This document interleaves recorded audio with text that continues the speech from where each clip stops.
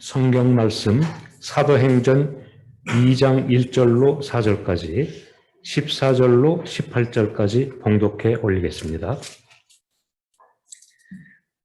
오순절 날이 이미 이르매 그들이 다 같이 한 곳에 모였더니 호련히 하늘로부터 급하고 강한 바람 같은 소리가 있어 그들이 앉은 온 집에 가득하며 마치 불의 혀처럼 갈라지는 것들이 그들에게 보여 각 사람 위에 하나씩 임하여 있더니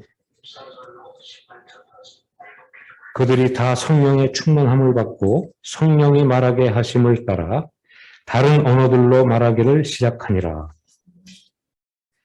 베드로가 11 사도와 함께 서서 소리를 높여 이르되 유대인들과 예루살렘에 사는 모든 사람들아 이 일을 너희로 알게 할 것이니 내 말에 귀를 기울이라.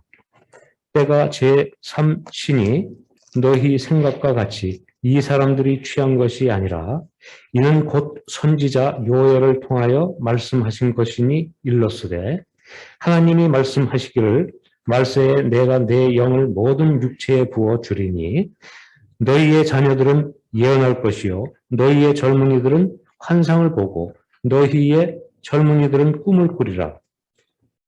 그때에 내가 내 영을 내 남종과 여종들에게 부어주리니 그들이 예언할 것이요. 아멘. 성령 강림 주일 6월 첫째 주일입니다. 오늘 본문 사도행전은 누가복음과 짝을 이루는 책입니다. 둘 다 사도 누가께서 성령의 감동으로 기록하셨습니다. 그래서 누가복음 마지막 장 24장의 장면과 사도행전 1장의 장면은 같은 장면, 예수님이 부활하시고 승천하시는 장면이 되겠습니다. 부활하신 예수께서 승천하시기 직전에 제자들에게 곧 교회에 주신 특별한 당부의 말씀이 있습니다. 누가복음 24장 48절에 보면 너희는 이 모든 일의 증인이여라. 증인되라는 말씀이고요.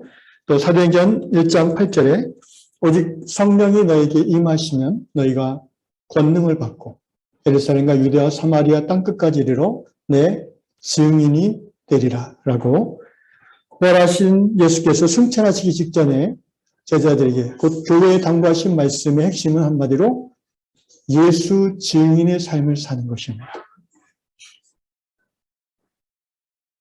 같은 내용의 마태복음 28장에서는 승천하시기 전에 너희는 가서 모든 족속으로 제자를 삼아 아버지 아들과 성령의 이름으로 세례를 주고 내가 너에게 분부한 모든 것을 가르쳐 지키게 하라라고 당부하셨고요.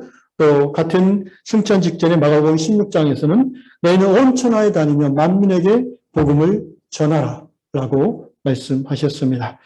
우리는 이 주님의 승천 직전의 마지막 명령을 가르쳐서 대위임령 또는 지상명령이라고 말합니다. 그만큼 예수를 주로 고백한 사람이라면 예수를 모르는 사람에게는 아무런 의미가 없는 말이죠. 그러나 적어도 예수를 나의 주 나의 하나님으로 고백하고 부활하신 예수를 만난 사람들이라면 증인의 삶을 사는 것은 그의 삶에서 가장 무거운 명령이 됩니다. 가장 힘쓰고 행해야 될 하나님의 뜻이 되는 것입니다. 여러분 예수를 주로 고백하십니까? 아멘. 증인의 삶을 사시기를 주의 이름으로 축원합니다. 어떻게 하면 우리가 증인의 삶을 살 수 있을까?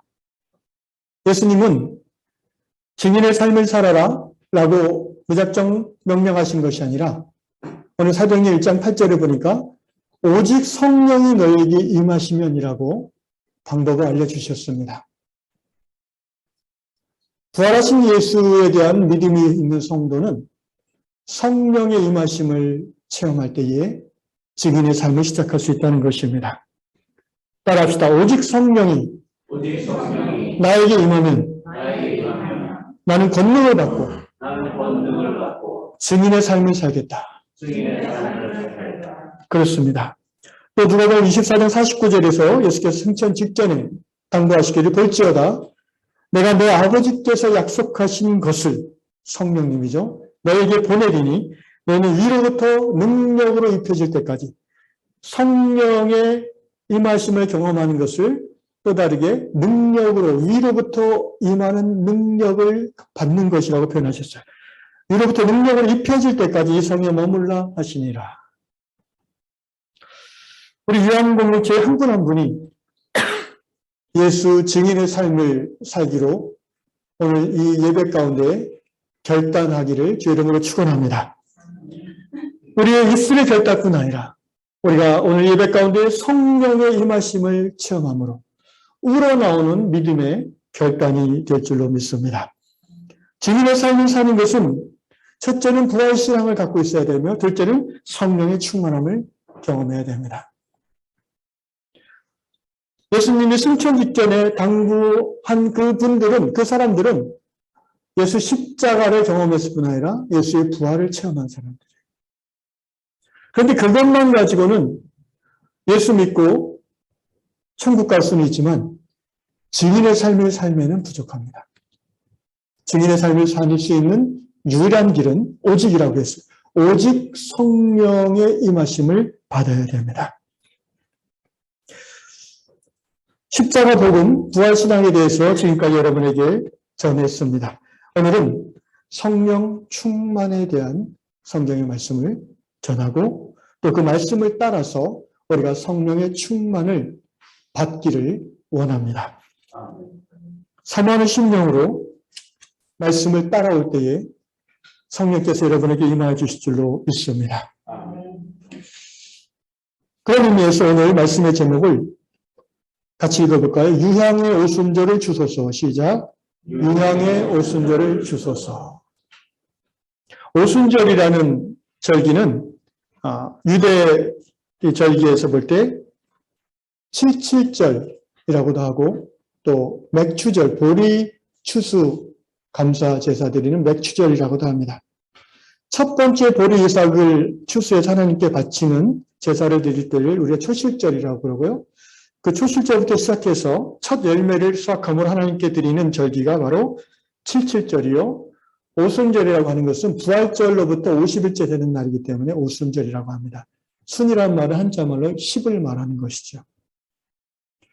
그렇다면 신약 성경, 신약 시대에서 오순절은 어떤 의미로 하나님께 무엇을 드리는 날입니까? 바로 예수 십자가 복음, 천국 복음의 첫 열매가 하나님께 드려지는 때라는 것이죠. 그것이 바로 오순절입니다. 무슨 말입니까? 120문도, 예수의 십자가와 부활을 체험한 120문도에게 성령이 임하신 그때가 오순절입니다. 사도행전 2장 1절에 오늘 읽어보신 본문을 보면 오순절 날이 이미 이름에 이렇게 되어 있습니다. 오순절, 곧 복음의 첫 번째 열매인 예루살렘 신앙 공동체가 시작된 날이라는 것이에요. 그것이 하나님께 드리는 복음의 첫 번째 열매이기 때문에 오순절이라고 또 그 실제 칠칠절, 맥추절 절기 중에 일어났기 때문에 그렇습니다. 저는 유향의 오순절이라고 했을 때 이 부분을 생각했습니다. 예수의 부활하심을 믿는 유향의 성도들이 오늘 이 성령 강림주일 예배 가운데 초대 예루살렘 교회와 같이 성령의 임하심을 받고 권능을 받아서 증인의 공동체 되는 그 시즌이 시작되는 때 그런 의미로 유향의 오순절을 주소서라고 기도하며 말씀의 제목을 붙였습니다. 사도행전 10장 44절에 보니까 이렇게 기록했습니다. 베드로가 이 말을 할 때에 성령이 말씀 듣는 모든 사람에게 내려오시니 아멘. 말씀을 들을 때에 바로 이 예배 가운데 성령이 말씀 듣는 한 분 한 분 모두에게 임하실 줄로 믿습니다.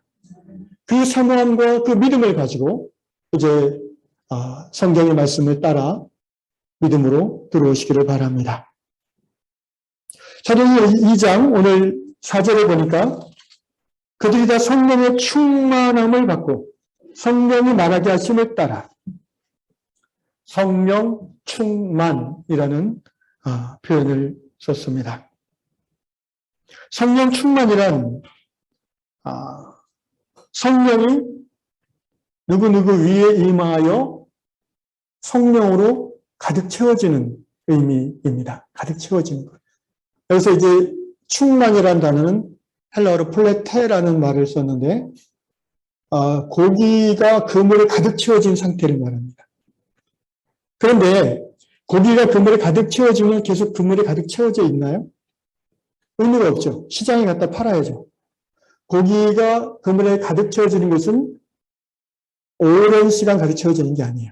일시적이에요.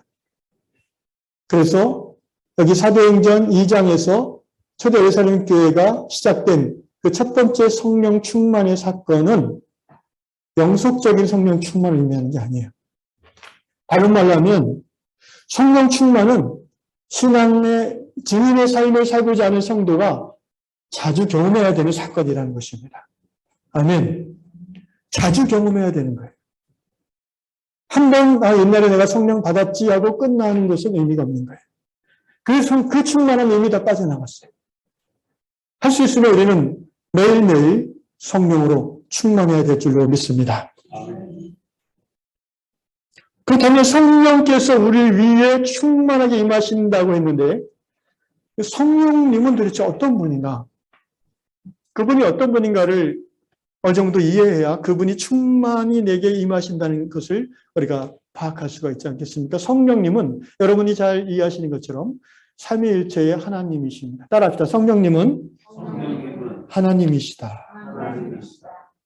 성부 하나님, 성자 하나님, 성령 하나님. 성자 하나님을 우리는 예수님이라고 부릅니다. 성부 하나님을 아버지 하나님이라고 부르죠. 성령 하나님을 요한복음에서는 보혜사라고 부르셨습니다. 보혜사라는 뜻이 무엇이죠? 보호하시고 은혜를 끼쳐주시고 스승사자 가르쳐 주시는 성령이 우리 위에 임하면 우리의 삶 속에 하나님의 보호하심과 하나님의 은혜 끼쳐주심과 그리고 말씀을 깨닫게 하시는 은혜가 역사가 주어지는 것입니다. 성령님은 오늘 우리와 함께 하시는 하나님이십니다. 그래서 우리가 내 옆에 계신 하나님, 성령님으로 이렇게 이해해야 됩니다. 그런데 굳이 성령님이라고 말하지 않아도 됩니다. 왜냐하면 성령님은 겸손하셔서 성령이 우리와 함께 하신다는 것은 곧 예수의 말씀 우리에게 떠올려지는 상황을 말하는 거예요. 예수께서 말씀하시기를 성령이 임하시면 요한복음 14장 26절 모든 것을 가르치고 예수의 말씀하신 것을 생각나게 하신다고 했습니다. 또 요한복음 14장 17절에 보면 성령은 진리의 영이라고 말씀하셨어요. 세상 사람들은 알지 못하나 예수 믿고 거듭난 제자들은 성령의 임하심 속에서 진리, 곧 예수를, 곧 하나님의 말씀을 깨닫게 된다고 했어요. 그러니까 성령이 우리와 함께 하시고 내 옆에 계시고 내 안에 계심을 우리가 역으로 생각하면 말씀을 깨달을 때에 성령의 은혜다라고 인식하시는 것입니다. 그래서 굳이 성령님이라고 부르셔도 좋고 안 부르셔도 좋아요. 성령님은 겸손하셔서 예수의 이름이 높여지기를 원하지 자신의 이름이 높여지기를 원하지 않습니다. 예수의 이름으로 하나님 아버지께 성령의 인도하신 가운데 우리가 기도할 때에 하나님의 은혜가 임할 줄로 믿습니다. 그 성령님이 오순절 예루살렘 교회 120명의 성도들에게 한결같이 임하셨어요. 원래 이 성령이 사람 위에 임하는 사건은요, 구약시대부터 있었습니다. 그런데 이것이 신약시대의 특별한 이유는 구약시대에는 특별한 사람들에게만 임했어요. 구약시대에 성령이 임했다는 말씀은 사무엘상 예를 들면 10장 10절에 보니까 그들이 산에 이를 때에 선지자의 무리가 그를 영접하고 하나님의 영이 사울에게 임함으로 성령을 뭐라고 표현했습니까? 하나님의 영이라고 표현했어요. 하나님의 영이 사울에게 임함으로 이게 바로 성령 충만 받은 거예요. 그 결과는 무엇입니까? 사도행전하고 동일합니다. 사울이 그들 중에서 예언을 했다라고 되어 있습니다. 원래 사울은 예언하는 은사가 없었어요. 성령이 하나님의 영이 임할 때 예언했어요. 사무엘상 10장 6절에서 사무엘 선지자가 사울을 향해서 예언했어요. 뭐라고 했냐면은 내게는 여호와의 영이 크게 임하리니 너는 그들과 함께 예언을 할 것이다. 그 말씀이 바로 사무엘상 10장 10절에서 이루어진 것입니다. 또 사무엘상 16장 13절에 보면 사무엘이 기름 뿔병을 가져다가 그의 형제 중에서 그에게 다윗이죠. 부었더니 이날 이후로 다윗이 여호와의 영에게 크게 감동하니라. 따라합시다. 여호와의 영, 성령. 예. 구약 시대에도 이 성령이 누구누구 위에 come upon, 임하는 역사는 있어 왔어요. 그런데 이것이 신약시대가 차별화되는 이유는 신약시대는 이것이 제사장에게만 임하는 것이 아니라 예수 부활을 믿고 고백하는 모든 하나님의 자녀들에게 임하는 것이에요. 일찍이 요엘 선지자를 통해서 그 말씀이 구약 성경에 기록되었습니다. 오늘 읽었던 본문입니다. 요엘서 사도행전 2장 17절 요엘서 2장의 말씀을 사도 베드로께서 인용하셨습니다. 같이 읽을까요? 17절 시작. 하나님이 말씀하시기를 말세 내가 내 영을 모든 육체에 부어주리니 너희의 자녀들은 예언할 것이요 너희의 젊은이들은 환상을 보고 너희의 늙은이들은 꿈을 꾸리라. 성령 충만이란 것은 구약시대에도 있었지만 그때는 제사장, 선지자, 왕 이 세 계층의 사람들에게만 제한적으로 임하셨죠. 그러나 신약시대에는 요엘 선지자를 통해 하나님께서 이미 말씀하신 대로 말세에는 여러분 신약시대의 시작은 곧 마지막 때의 시작입니다. 그리고 다른 말로 교회의 시대고 성령의 시대라고 이야기합니다. 그 마지막 때에 성령이 임하시는 특징은 특별한 사람만이 아니라 모든 하나님의 자녀들에게. 여러분 하나님의 자녀 맞죠? 아멘? 오늘 이렇게 기운이 없으세요? 나까지 자꾸 기운이 빠지는. 하나님의 자녀 맞습니까? 그러면은 성령의 충만을 받을 자격이 되는 거죠. 어제 제가 죄를 졌는데 상관없어요. 좀 이따 회개하면 됩니다. 내가 뭐 약속을 못 지켰는데 하나님 앞에 괜찮아요. 여기 마가의 다락방에 모인 120명의 성도들이 다 온전하고 순결한 사람이었겠습니까? 그런 분도 있지만 그렇지 못한 분도 있을 거예요. 그럼에도 불구하고 성령이 각 사람이 오늘 사도행전 2장 2절, 3절 마치 불의 휘처럼 갈라지는 것들이 그들에게 보여 각 사람 위에 오늘 이 예배 가운데 우리가 성령의 충만함을 경험할 줄로 믿습니다.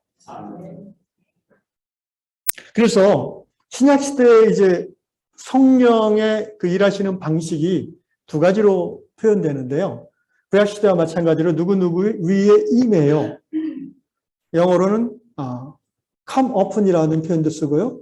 또는 하나님을 주어로 할 때는 pour out, 부어주신다라는 표현을 써요. 입혀주신다라는 표현도 쓰고요.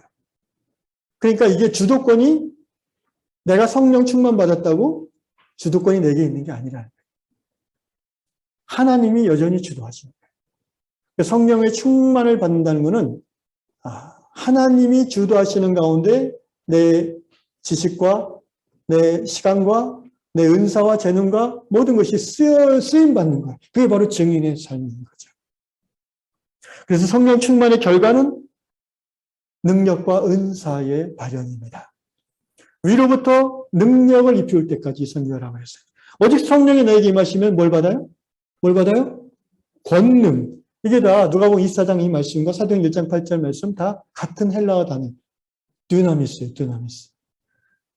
헬라어로 이 힘, 능력을 의미하는 단어들이 서너 개 성경에 쓰여지는데 그중에 dynamis라는 단어는 특별히 성령의 능력을 표현할 때 씁니다. 이스쿠스, 크라토스 여러 단어들이 있는데 dynamis라는 단어를 주로 써요.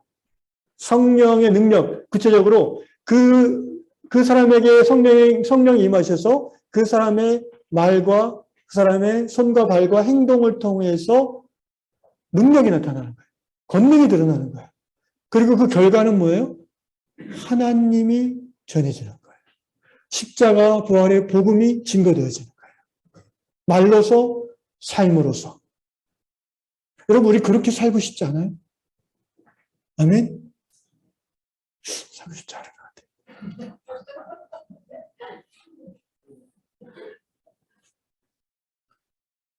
성령 충만을 받으려면 필수 조건 중에 하나가 사모함이에요. 사모함. 자, 조건은 돼요. 기본 조건은 다 되는데 뭐 받으면 좋고 아니면 말고 그러면은 성령님이 임하시지 않아요.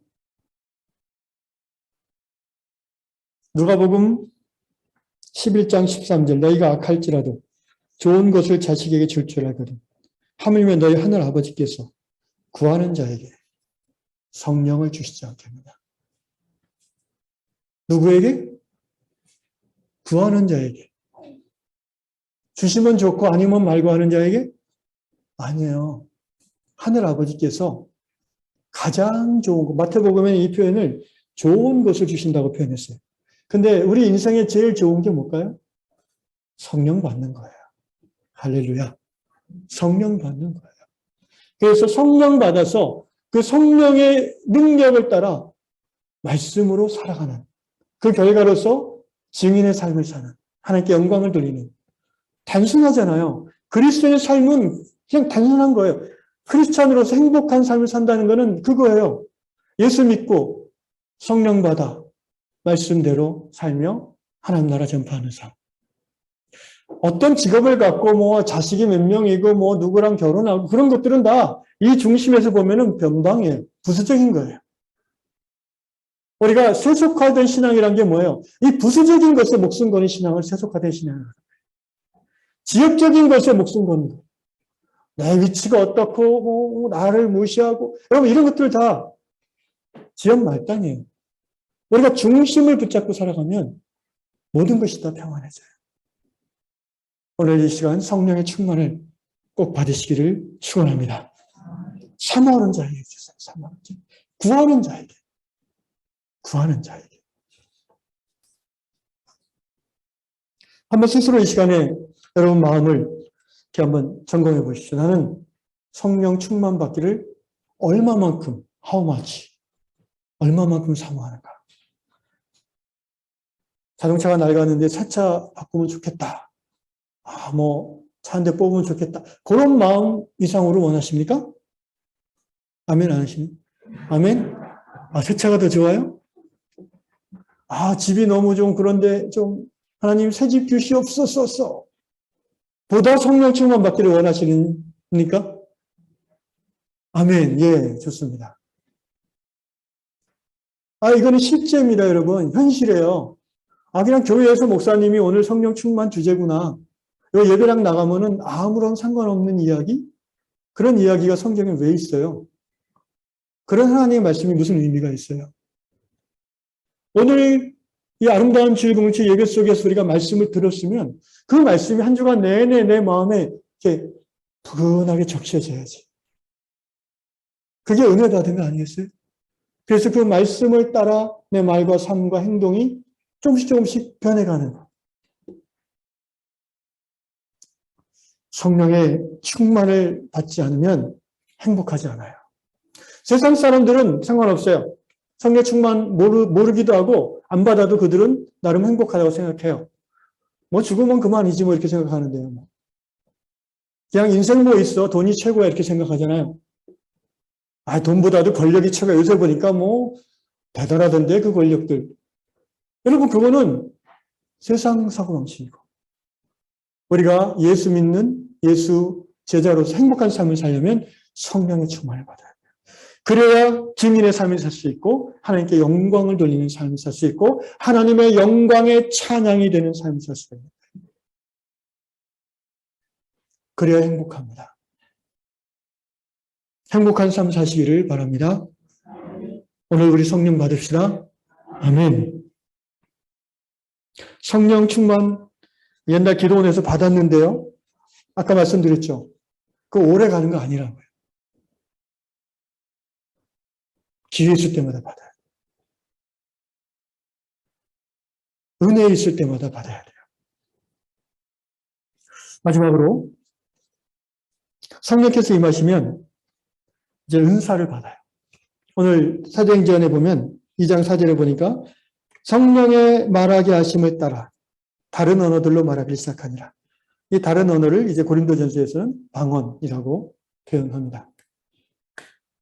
근데 여기서 포인트는 성령의 말하게 하심이라는 말. 여러분, 방언을 받으시려면 이 의미를 이해하시고 믿음으로 구해야 돼요. 물론 그냥 저기 옛날에 하늘상 기도원 가서 랄랄라 하면 이게 받을 때도 있어요. 뭐 그런 말도 옛날에 있었어요. 하늘상 기도원은 개도 방언한다. 뭐 그런 말도 있었어요. 근데 그렇게 은사에 대한 이해가 없이 받으면 그 결과가 어떤지 아세요? 삶이 힘들면 다시 은사가 발현이 안 돼요. 말씀을 통해서 성경이 말하는 은사가 무엇인지 그 하나하나 고린도서에 나오는 9가지 은사에 대한 이해가 있어야 돼요. 그래야 힘들어도 다시 회복이 될 수 있어요. 제가 은사 사역하면서 느낀 것 중에 하나가 많은 성도들이 은사를 정말 사모하고 방언을 사모하고 그런데 방언을 못한대요. 근데 제가 기도해보면 이미 받았어요. 근데 자기는 못한대요. 못한 게 아니라 안 받은 게 아니라 받았는데 까먹고 있는 거예요. 대부분 열의 한 7은요. 방언의 은사를 서로 주는 게 아니라 그 안에 이미 준 은사를 부릴 때 일게 하는 사역을 하는 거예요. 디모데전서에 나오는 말씀입니다. 내 안에는 성령의 은사를 부릴 듯 일게 하라. 성령의 말하게 하심을 따라. 자, 성령의 충만이 임하면 아까 이제 그분이 주도하신다고 그랬잖아요. 성령이. 하나님 나라 예수 십자가 복음을 증가하는 삶에 있어서 이 성령 충만으로 여기 주어진 은사가 사용되죠. 방언도 그런 의미에서 뭐 나 혼자 이렇게 막 떠들고 끝나는 그런 게 아니에요. 이걸 통해서 하나님 나라가 복음이 증거되어지는 목적이 돼야 돼요. 그래서 고린도전서 14장에서는 방언에 대해서 쭉 얘기하면서 통변을 강조해요. 왜냐하면 통변이 돼야 사람들이 알아듣고 하나님의 크신 일을 깨닫는 거예요. 자, 여기 최초의 소위 집단 방언 발현 사건인데요. 오순절 사건이라고 그러죠. 이들이 120명이 이제 방언으로 막 아침 9시라고 그랬어요. 거기 사도행전 2장 15절 보면 때가 제3신이 오전 9시란 말이죠. 사람들이 술에 취했다고 이렇게 오해를 하니까 그 사람들이 누구예요? 명절을 맞이해서 디아스포라 유대인들이 천하각지에 흩어졌던 유대인들이 이제 제사 지내러 예루살렘 성에 모인 거예요. 그런데 이 사람들이 아침에 이제 성전을 향해 어제 가고 있는데 자기네 나라 말로 뭐가 들리는 거예요. 우리 사람 말하면 이제 영어로, 독일 말로, 프랑스 말로, 뭐 라틴어로 막 뭐가 이렇게 내용은 똑같아. 내용이 뭐예요? 사도행전 2장 11절에 보면 우리의 각 언어로 하나님의 큰 일을 말함을. 성령 충만 받은 사람은 말하고 찬양할 때 그 내용이 뭐예요? 나 잘났소가 아니죠. 그죠? 하나님의 큰 일. 하나님의 큰 일을 말하는 거예요. 방언도 하나님의 일하심에 대한 내용이에요, 대부분. 그래서 이 최초의 집단 방언 발현 사건은 보통 우리가 두 가지로 해석을 하는데 실제 그 당시 통용되던 언어일 수 있다고 보는 관점도 있고 아니면은 지금 우리가 하는 그런 방언 같이 여러분 방언으로 평소에 기도하는 분 손 들어보세요. 가끔이라도. 네. 그래요? 네. 아니 뭐 그렇습니다. 괜찮습니다. 괜찮은데 그렇다고 뭐 기도 안 한다는 거 아니잖아요. 근데 방언으로 기도하면 더 풍성할 수 있는데 방언으로 기도하면은 실제 자기가 모르는 언어가 나올 수도 있고요. 근데 대부분은 그냥 아무도 못 알아듣는 언어예요. 고린도전서 14장에서는 하나님만 알아듣으신다고 되어 있어요. 그런데 그것을 동일하신 성령께서 해석을 해주세요. 통변이죠.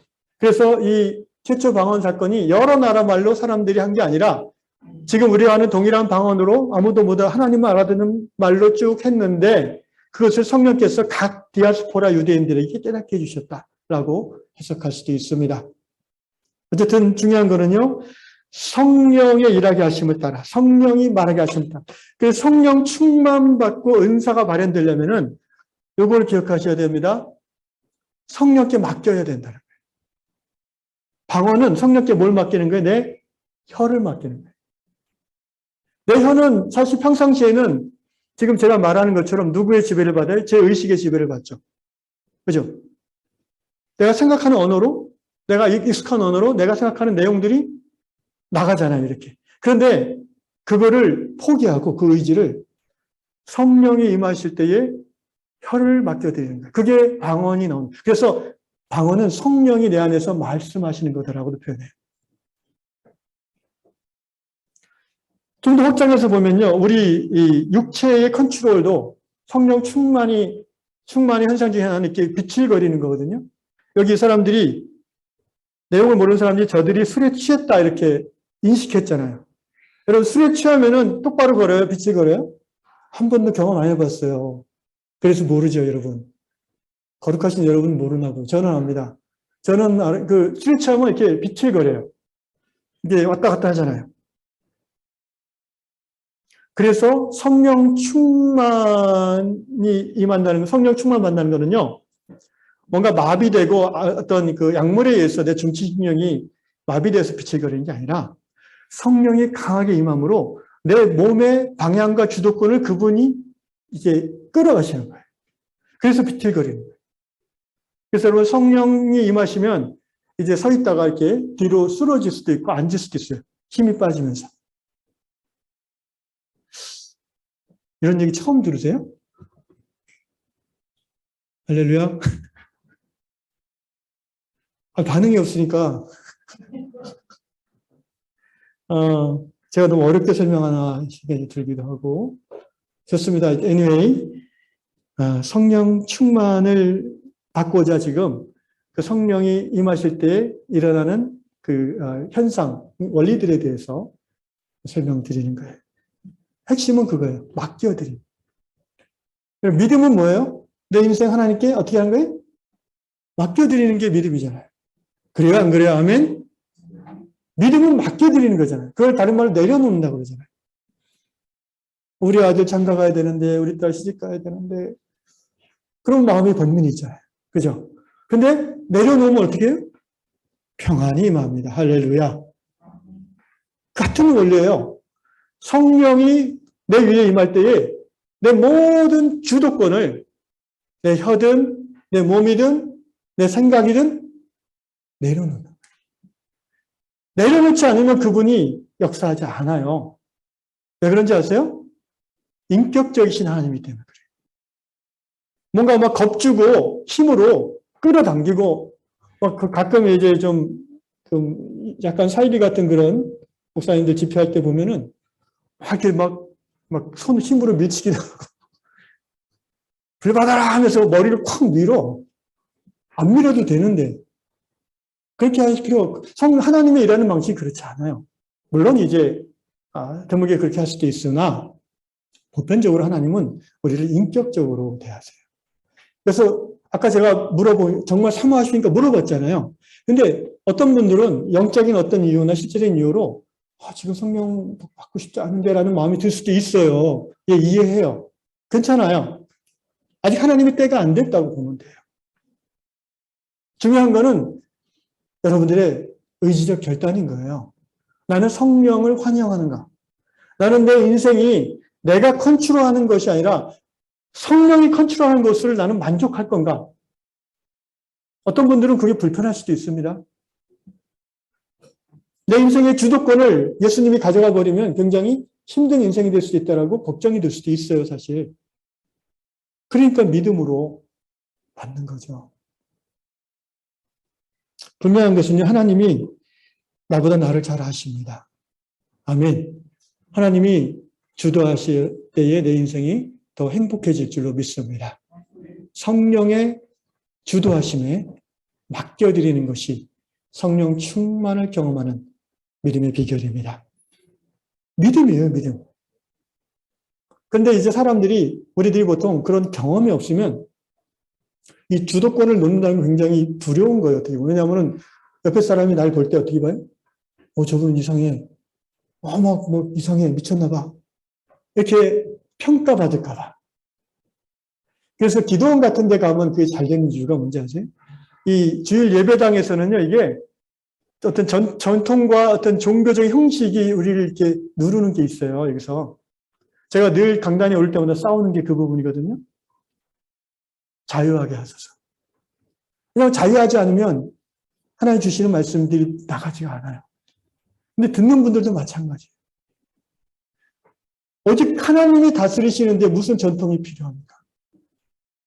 하나님의 질서가 교회의 질서, 인간의 질서보다 더 깊고 더 안전하지 않습니까? 할렐루야. 저는 그렇게 믿습니다. 그러니까 김 지사님 날 어떻게 볼까? 이런 생각하실 필요 없는 거예요. 이 시간은 성령이 인도하시는 안전한 시간이라고 저는 확신합니다. 주의 영이 계신 것은 무엇이다? 자유함이 있느니라.